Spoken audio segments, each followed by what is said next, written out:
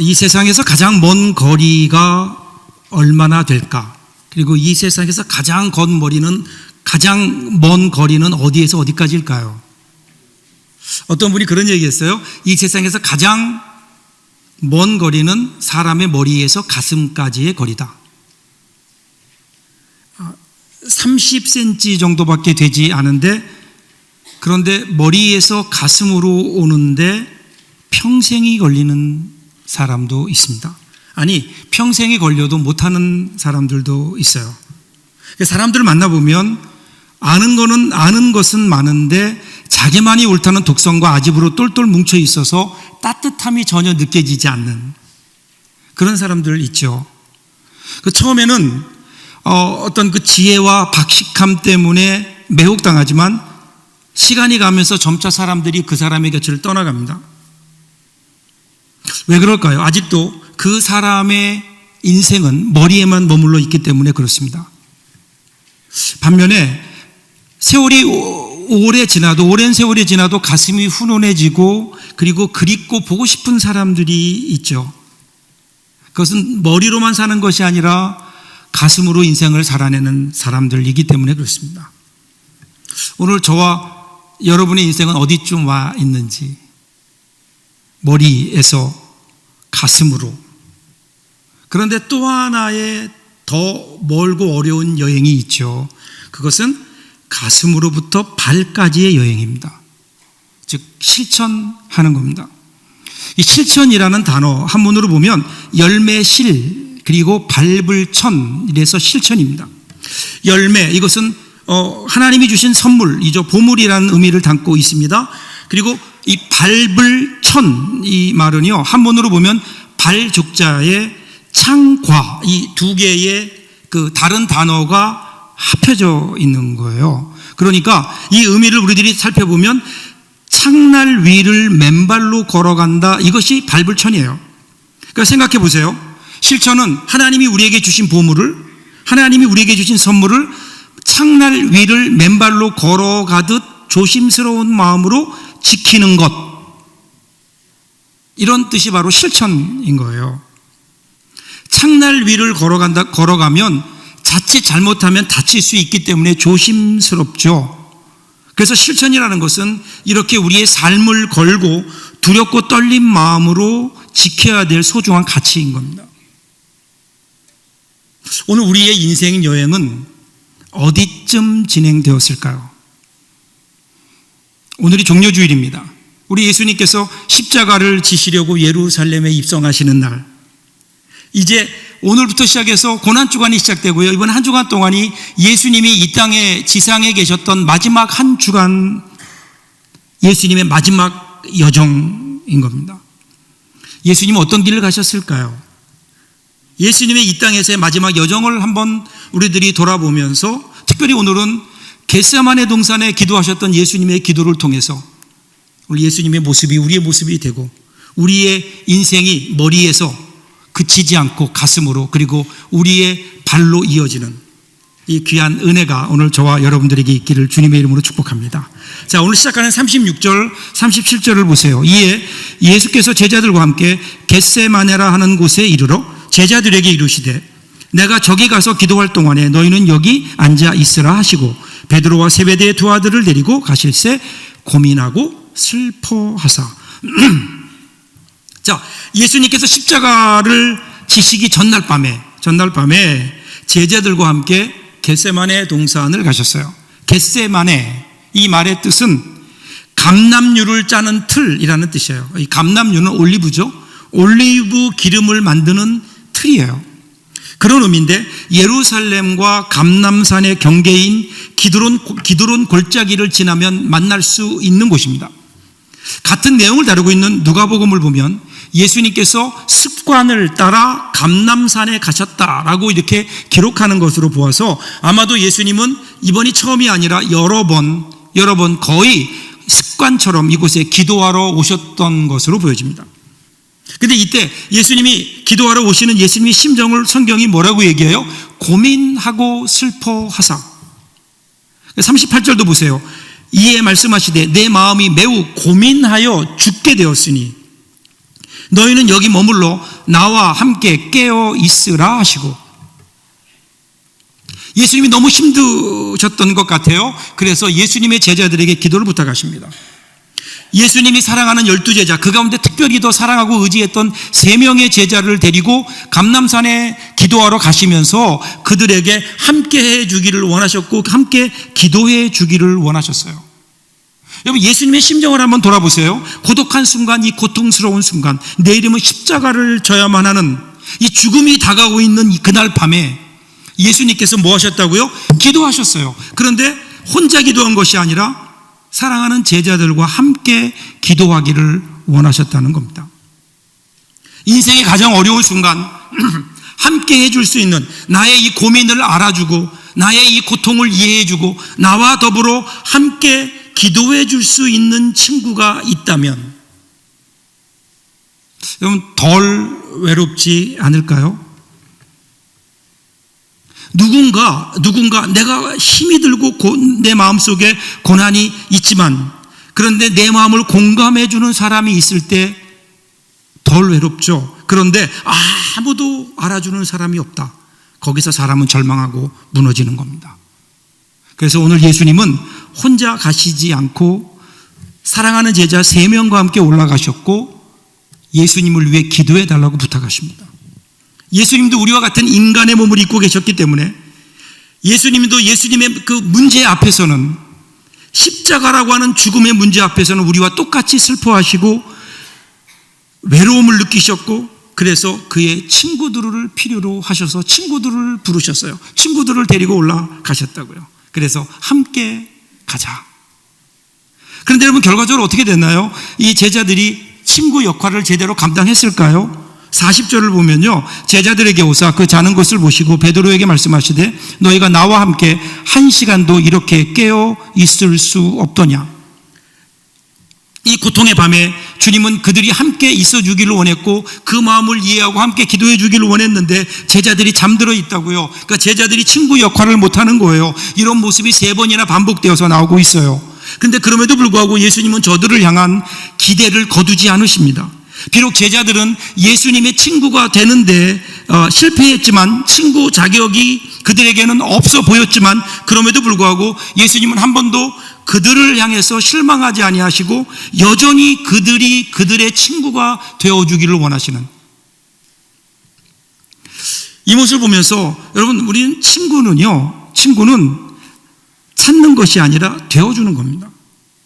많은 경우 보면 사람들이 나는 친구가 없어요. 왜 나는 친구가 없는지 모르겠어요. 주위에 친구가 없어요. 그런 사람들의 삶의 라이프 스타일을 보면 대부분의 경우에 자신이 자신의 마음을 열고 다른 사람들의 친구가 되어줄 준비가 안 된 사람들인 거예요. 친구는요, 누가 나에게 찾아와서 친구가 되어주는 게 아니라 내가 누군가의 친구가 되어줄 때, 그때 여러분 그 친구가 나에게 생기는 것 아닐까요? 마음의 문을 열고. 그래서 여러분, 교회에서도 우리가 함께 기도해주고 이해해주고 기도해줄 친구, 그 친구가 우리에게 분명히 있어야죠. 그러기 위해서 어떻게 될까요? 누가 나에게 먼저 찾아와 주기 전에 내가 먼저 마음 문을 열고 그 친구를 향해 나아가는 겁니다. 그러기에 여러분, 교회 소그룹에 참여하십시오. 구역 모임이 있을 때 참여하십시오. 여러 가지 교회의 모임에 참여하면서 거기에서 친구를 만나고 친구를 사귀고, 그때 비로소 우리는 서로를 이해하고 공감하고 기도할 수 있는 친구를 만날 수 있는 것 아닐까요? 오늘 1시부터 대청소한다 그랬죠? 대청소도 여러분이 친구를 사귈 좋은 기회입니다. 단순히 일이 아니라 사람과 사람이 만나는 좋은 기회가 될 수 있기를 바랍니다. 좋은 친구가 있으면, 그러면 우리의 외로움을 조금 덜 할 수 있죠.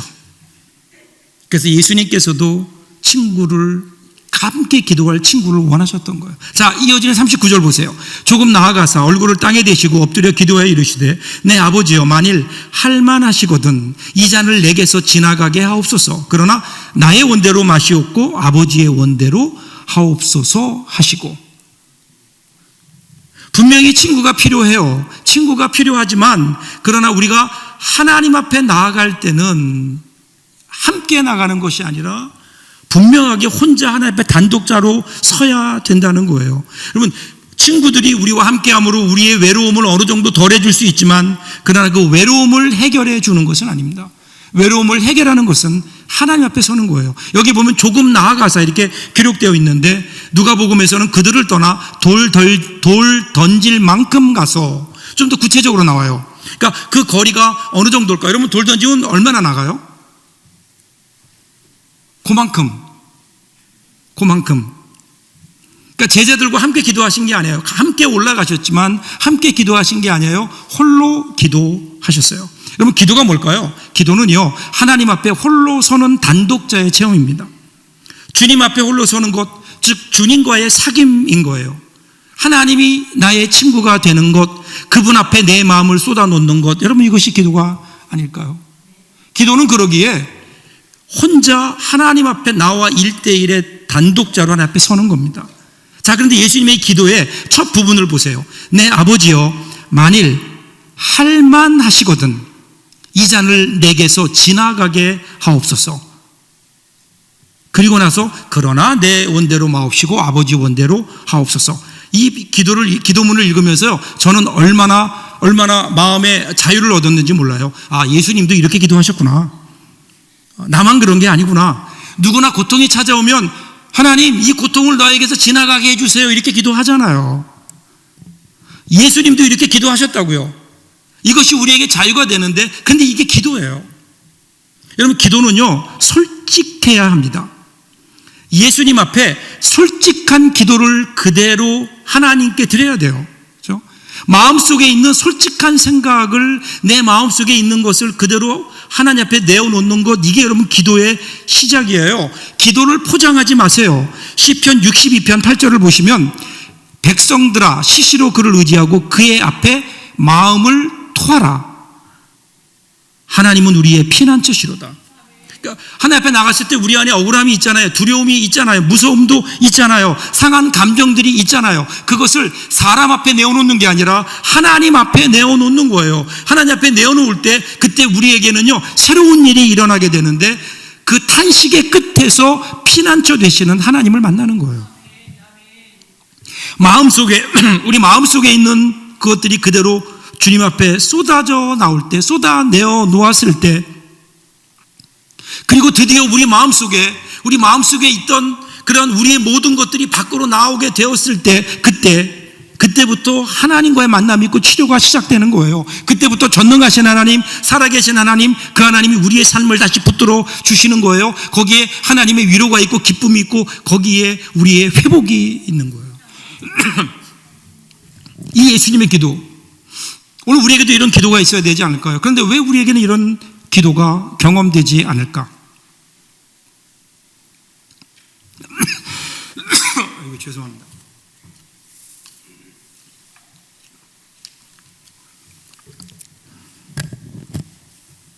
예수님이 드렸던 기도를 우리도 드려야 되는데 왜 우리에게 이런 기도가 없을까? 누가복음 22장 39절을 한번 보세요. 예수께서 나가사 습관을 따라 감람산에 가시매 제자들도 따라갔더니, 그러니까 겟세마네 동산에서 기도하시는 그 모습을 누가복음에서는요 이렇게 기록해요. 습관을 따라 감람산에 기도하러 가셨다. 습관을 따라, 이게 중요한 것 같아요. 그러니까 한 번 기도함으로 되어진 게 아니라는 거예요. 그냥 어쩌다 보니까 한 번 기도했는데 그 기도, 예수님이시니까 한 번 기도했는데 그게 하나님 앞에 드려지는 그러한 기도가 되었다, 이게 아니에요. 예수님은 기도를 습관처럼 하셨을 거예요. 그러면 다른 날도 이렇게 기도하셨을까요? 아닐 수 있어요. 근데 예수님은 끝까지 기도가 습관이 되는 것처럼 기도하셨다는 거예요. 정해놓고 기도하셨어요. 여러분, 우리의 기도가 바로 이런 기도가 우리에게 없기 때문에 우리가 이러한 겟세마네 동산의 예수님의 기도를 경험하지 못하는 것은 아닐까? 여러분, 우리가 날마다 기도의 습관이 있어야 돼요. 여러분, 새벽 기도의 습관이 있어야 새벽 기도를 할 수 있죠. 새벽 기도에 나오면 날마다 은혜가 되는 게 아니에요. 어떤 때는 졸리기도 하고, 어떤 때는 졸다가 기도 하고, 어떤 때는 무슨 소리인지 모르기도 하고, 그러다가 여러분 어느 순간 그러나 그럼에도 불구하고 습관을 따라 그 자리를 지키며 나와서 기도할 때 어느 순간 어느 날 어느 순간에 성령이 우리 가운데 임하게 되고 오늘 하나님께서 우리 가운데 오셔서 우리가 경험하지 못했던 하나님의 은혜를 주시는 거라고요. 누구에게요? 기도가 습관인 줄 알아 나와서 기도하는 사람들에게. 여러분 예배가 습관이 돼야 되지 않을까요? 예배는 우리가 드리고 싶으면 드리고 드리고 싶지 않으면 안 드리는 게 아니에요. 습관을 따라 나의 삶과는 상관없이 습관을 따라 하나님께 예배할 때 모든 예배에 대한 은혜가 되는 건 아니지만 모든 예배를 통해서 하나님의 놀라운 음성을 듣는 거 아니지만 그러나 그럼에도 불구하고 우리가 습관을 따라 나와서 예배할 때 어느 순간 하나님께서 우리 가운데 찾아오시고 나를 일으켜 세워주시고 나를 만져주시고 나를 새롭게 하시고 회복시켜주시는 하나님의 은혜가 우리 가운데 있는 거 아니에요? 그럼 여러분 한번 우리의 신앙생활이 나의 의지가 아니라 거룩한 습관이 되게 되는 여기에 여러분 하나님의 은혜가 흐르게 되는 거예요. 42절 보세요. 예수님의 두 번째 기도가 나옵니다. 다시 두 번째 나아가 기도하여 이르시되 내 아버지여 만일 내가 마시지 않고는 이 잔이 내게서 지나갈 수 없거든 아버지의 원대로 되기를 원하나이다 하시고. 여러분 비슷해 보이지만 분명히 달라요. 기도가 바뀌었어요. 처음에는 예수님이 어디에 초점을 어디에 무게를 두셨는가 하면요 나의 뜻이에요. 가능하면 나에게서 이 잔을 피하게 해주십시오. 여기에 방점이 있었다고요. 여기에 강조가 있었다고요. 그런데 기도가 깊어지면서 한 번 기도하고 두 번 기도하면서 예수님의 마음속에 변화가 일어나는데 내가 원하는 것보다 하나님이 원하시는 것 이것이 더 중요한 쪽으로 가는 거예요. 내가 원하는 것보다 주님이 원하시는 것 그게 중요하구나. 여러분 예수님은 이미 하나님의 뜻을 알고 계셨잖아요. 하나님의 뜻을 알고 계셨어요. 십자가를 지는 게 하나님의 뜻인 줄 예수님도 알고 계셨다고요. 그런데 이 머리로 아는 이 하나님의 뜻을 가슴으로 받아들이기까지 예수님이 그것을 위해서 피땀 흘려 기도하셨던 거 아니에요? 그 뜻을 나의 뜻으로 받아들이고 실천하는 그 과정, 지금 예수님이 그것을 위해서 기도하고 계신 거죠. 무게가 점점 하나님의 뜻으로 가는 거예요. 여러분 우리의 기도가 항상 우리의 머리에만 있으면 안 돼요. 우리의 가슴으로 내려와야 되잖아요. 여러분 좋은 생각한다고 좋은 신앙이 아니에요. 여러분 교회 안에는요 좋은 신앙을 하는 나쁜 신자들이 많아요. 그냥 머리로만 생각하고 거기서 끝나요. 깨달음으로 더 이상의 믿음의 열매가 없는, 그래서 우리 신앙생활에 성숙이 없는 것 아닐까요? 우리 모습을 보세요. 우리의 기도가요 우리의 소원에만 머물러 있으면 안 돼요.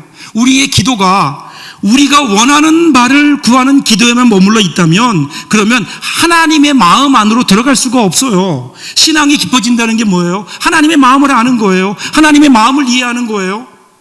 나의 소원을 간구하는 것을 지나서 이제는 하나님께서 원하시는 것으로 우리의 기도가 깊어져야 되는 거죠. 여기서 아버지의 원, 그게 뭐예요? 십자가를 지시는 거예요. 쉽지 않은 일이잖아요. 머리로는 알고 있잖아요. 근데 그것이 우리의 가슴에 내가 느끼고 그대로 깨닫고 내 가슴으로 내려오기까지 예수님께서 그래서 겟세마네 동산에서 마지막까지 기도하시는 거예요. 기도를 통해서 우리는 머리에서 가슴으로. 그리고 세 번째 기도를 보세요. 44절 45절이에요. 또 그들을 두시고 나아가 세 번째 같은 말씀으로 기도하신 후 이에 제자들에게 오사 이르시되 이제는 자고 쉬라. 보라 때가 가까이 왔으니 인자가 죄인의 손에 팔리느니라. 세 번째 오셨는데요 여전히 제자들이 자고 있어요. 첫 번째 두 번째는 예수님이 오셔가지고 야 너희가 어떻게 잘 수가 있느냐 뭐 이런 거였어요. 예수님도 서운하셨어요. 나를 위해 그렇게 기도해달라고 했는데 너희가 그 한 시간도 깨어서 기도하지 못하느냐 이러면서 예수님께 서운해 하셨다고요. 그런데 이번에는 주님이 오셔서 보니까 또 자고 있어요. 그런데 뭐라 그러세요? 그냥 자고 쉬어라. 자고 쉬어라.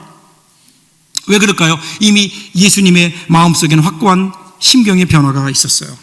그동안은 하나님의 뜻과 나의 뜻, 이 머리로 생각하는 것과 가슴으로 느껴야 되는 것 사이에서 예수님도 갈등이 있었는데 드디어 이제는 그 십자가를 하나님의 뜻으로 이해한 것뿐 아니라 가슴으로 받아들인 거예요. 완전히 결정한 거예요. 그러기 이제 어떻게 나는 가야 된다. 더 이상 제자들에게 기도를 요청하지 않아요. 그냥 자라, 편하게 자라, 편하게 자라. 여러분 원래 자기 마음이 편하면요 옆에 사람 들볶지 않아요. 가만히 보세요. 옆에서 누가 어떤 사람을 막 들볶으면요, 그 이유는 뭘까요? 내 마음이 들볶이고 있는 거예요. 내 마음이 편하지 않은 거예요. 그러니까 예수님도 이때쯤은 더 이상 제자들이 예수님에게 큰 번잡함이 아닌 거예요. 하나님의 십자가를 하나님의 뜻으로, 자신의 뜻으로 완전히 받아들였기 때문에, 그러니까 어떻게, 자라, 괜찮다. 그리고 예수님이 뭐라 그랬어요? 나는 준비가 되었다. I am ready. I am ready. 그리고 말씀하세요. 일어나 가자. 드디어 예수님께서는 이제 머리로만 깨닫고 있던 하나님의 뜻을 이제 가슴으로 체득하고, 이제는 어떻게 그 뜻을 이루기 위해서 일어나라, 함께 가자. 여러분, 지금 예수님께서 그래 가자고 하시는 것은요, 십자가를 피할 방법을 찾으셨기 때문이 아니에요. 십자가를 질 준비가 되셨기 때문에. 여러분, 우리 신앙인들이 대부분 우리의 기도를 보면요, 없는 것을 놓고 기도해요. 없는 것을 위해서 기도해요. 물론 우리 주님이 말씀하셨어요. 구하라 그러면 주실 것이다. 찾으라 그러면 찾을 것이다. 문을 두드려라 그러면 열릴 것이다. 약속하셨고, 약속하신 것을 주세요. 우리가 하나님의 공급 없이는 살 수 없기 때문에 우리는 분명히 우리의 부족을 위해 기도해야 되는 거 맞아요. 그런데 만일에 우리의 기도가 거기에서만 머물러 버린다면, 그러면 우리의 기도는 얕은 기도죠. 우리의 기도가 한 단계 더 깊어지려면 어떻게 돼요? 가진 것을 놓고 기도해야 돼요. 우리가 가진 것, 그것이 하나님이 나에게 주신 분복인 줄 알고 그것을 어떻게 사용해야 되는지, 내가 가지고 있는 이 시간을, 내가 가지고 있는 재물을, 내가 가지고 있는 이 생명을 어떻게 써야 되는지 하나님의 뜻을 구하며 주 앞에 하는 기도, 그 기도를 향해 나아가야 되지 않을까요? 오늘 저와 여러분에게 이런 기도가 있기를 주님의 이름으로 축복합니다. 없는 것만을 위해 기도하지 말고 내가 가지고 있는 것 가지고 어떻게 하나님의 뜻을 이루며 살아야 되는지를 기도해야죠. 그리고 나서 예수님 보세요. 마지막 46절입니다. 일어나라, 함께 가자. 보라, 나를 파는 자가 가까이 왔느니라. 여러분, 지금 제자들의 상황을 보세요. 제자들은 지금 실패했잖아요. 예수님이 기도해달라고 했는데 기도하지 못했잖아요. 널브러져 있잖아요. 마지막 순간까지 자고 있잖아요. 그런데 예수님께서 오셔서 그들에게 일어나래요. 함께 가져요. 여러분, 이 예수님 말씀을 들었을 때 제자들의 마음은 얼마나 기뻤을까요? 그냥 이대로 우리는 끝난 줄 알았는데, 이대로 실패해서 우리는 이제 주님이 더 이상 우리를 돌보지 않을 줄 알았는데, 그런데 예수님께서는 여전히 친구로 인정하시며 그들을 향해 새로운 기회를 주시는 거예요. 일어나라. 다시 시작하자. 오늘 어쩌면 우리가 들어야 될 음성이 아닐까요? 이 세상에 여러 가지 복잡한 삶 속에서, 그리고 지난 몇 년간의 코로나로 인해서 깊은 잠 속에 빠져 있었던 우리가 아닐까? 우리 주님 말씀하세요. 그만 깨라고요. 그만 좀 일어나라고요. 여러분, 이 음성을 듣고 오늘 일어날 때 여러분, 우리에게는 새로운 생명의 역사가 우리 가운데 있게 되는 줄로 믿습니다. 일어나라고 말씀하세요. 코로나라고 하는 깊은 잠에서 좀 일어나라. 그래서 우리 주님이 오셔서 우리에게 일어나라, 이 말씀을 듣고 믿음으로 일어나면 여러분, 우리가 일어날 수 있지 않을까요? 한국교회가 다시 일어날 수 있지 않을까요? 성경에 나오는 그 어떤 믿음의 영웅들 보세요. 성경에 나오는 믿음의 영웅들은요, 한 번도 넘어지지 않은 사람들이 아니에요. 다 넘어진 사람들이에요. 그런데 누가 믿음의 영웅인가요? 넘어졌을 때 주님의 음성을 듣고 다시 일어난 사람들이 믿음의 영웅이 되는 거예요. 일어나십시오. 지금 있는 자리에서 제발 거기에 앉아서 여기가 좋사오니 앉아있지 말고 주님 말씀 듣고 일어나라 라고 말씀하실 때 일어나는 귀한 은혜가 저와 여러분들에게 있기를 바랍니다. 그리고 뭐라 그래서 함께 가자. 이 말씀은 기독교 신앙의 본질이에요. 기독교 신앙이 뭘까요? 기독교 신앙은요, 내가 세상에 살면서 얼마나 성공하느냐 여기에 있지 않아요. 세상에서 내가 어떤 복을 받느냐, 뭘 이루느냐, 여기에 신앙의 본질이 있지 않아요. 신앙의 본질은 오늘 내가 주님과 함께하고 있느냐, 여기에 있는 것 아닐까요? 내 삶 속에 주님이 함께 하시는가? 주님이 함께 하실 때는요, 내가 비록 사망의 문지만 골짜기로 다닐지라도 두려워하지 않는 거예요. 왜냐하면 거기에 생명의 주님이 계시기 때문에.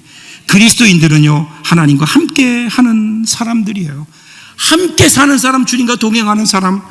그런데 때로 우리들이 오해하는 게 있어요. 우리들은요, 신앙의 열심을 가지고 어떻게 우리가 고백하는가 하면 하나님을 위해서 살려고 해요. 하나님을 위해서 일하려고 해요.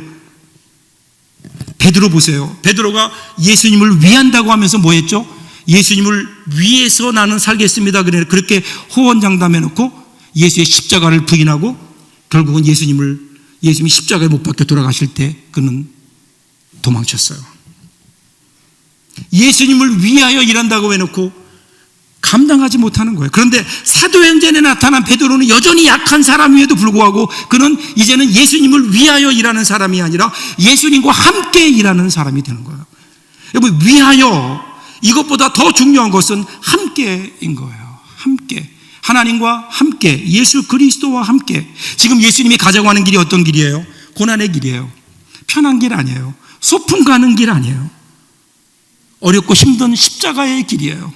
그럼에도 불구하고 왜 그 길로 가자고 하는 줄 아세요? 그 길이 생명의 길이기 때문에. 왜 그 길이 생명의 길일까요? 생명 되시는 주님이 가시기 때문에. 여러분, 우리 인생이 어떤 길이냐가 중요한 게 아니라 누구와 함께 하느냐. 하나님이 우리에게 주신 복 가운데 가장 큰 복이 뭐죠? 임마누엘, 우리와 함께 하시는 그분. 오늘 주님 말씀하세요. 일어나라, 내가 너와 함께 가겠다. 그 길을 함께 가자는 거예요. 지금까지 우리가 걸었던 그 길 말고요, 주님이 원하시는 그 길을 함께 좀 걸어가 보자고요. 그러면 그 길에서 만나게 될 이전에 경험하지 못했던 하나님의 놀라운 은혜가 거기에 있다고요. 미국의 유명한 지글러라고 하는 목사님이 이런 간증을 했어요. 집에서 가정 예배를 드리는데 그 목사님이 아이들과 함께 말씀을 나누는데 본문이 다윗과 골리앗 싸움이었어요. 그래서 아이들에게 이렇게 설명을 했대요. 얘들아, 블레셋이라는 나라가 이스라엘과 전쟁을 하는데, 글쎄 블레셋에는 키가 3m에 가깝게 되는 그런 괴물 같은 골리앗이라는 장군이 있었어. 그가 이스라엘에 쳐들어와서 이스라엘 군사들을 조롱하면서 너희들 가운데 자신 있으면 나와서 나와 한번 싸워보자, 이러는데 이스라엘 사람들은 너무 무서워서 나무 뒤에 숨고 숲속에 숨고 굴 속에 다 숨었어. 그런데 17살밖에 안 된 작은 소년 다윗이 이 소리를 듣고 용감하게 골리앗과 싸우러 나간 거야. 여기까지 이야기를 하는데 아들이 갑자기 그 설교 중에 쭉 끼어들더래요. 그러면서 이렇게 얘기해야 돼. 아빠, 다윗이 용감한 게 아니라 골리앗이 용감해.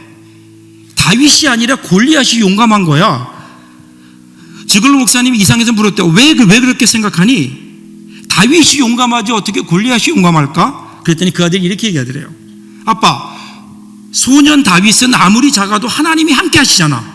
하나님이 함께 하시니까 용감하게 나가서 싸우는 건 당연하지. 근데 골리앗은 자기가 아무리 커도 하나님이 함께 하시지 않는데 자기만 믿고 나가서 싸우니 용감한 거 아니야. 미련한 거지. 용감한 것은 정말 골리앗이 정말 사실은 진짜로 용감한 거지. 왜냐하면 사실은 믿지 않을 것을 믿고도 나가니까 얼마나 용감해. 이 아들의 말에 지글로 목사님이 순간 깨달음이 있었대요. 그렇구나. 이 세상에는 골리앗과 같이 하나님을 믿지 않고 자기만 의지하고 사는 세상적으로 용감한 사람과 다윗과 같이 아무리 약하고 어려워도 하나님을 믿고 의지하는 진짜 용감한 사람이 있구나. 사랑하는 여러분, 오늘 우리가 걸어가야 될 길은 어떤 길일까요? 우리 주님이 앞서가시며 함께 가자고 하는 그 길, 주님이 함께 하시는 그 길보다 더 좋은 길이 어디에 있을까요? 하나님의 뜻을 깨닫고 이제 우리는 주님이 원하시는 그 뜻을, 주님을 따라 걸어갈 때 그때는 우리 삶 속에 하나님의 뜻이 실천되지 않을까요?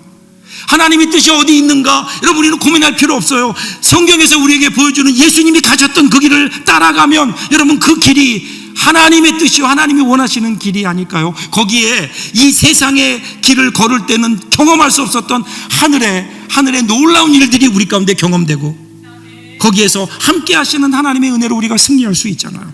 오늘 이런 마음으로 여러분 일어나십시오. 그리고 주님과 함께 하십시오. 여러분의 남은 인생 주님과 함께 동행하는 그런 귀한 승리의 삶을 사는 저와 여러분들 될 수 있기를 주님의 이름으로 축복합니다. 기도하겠습니다.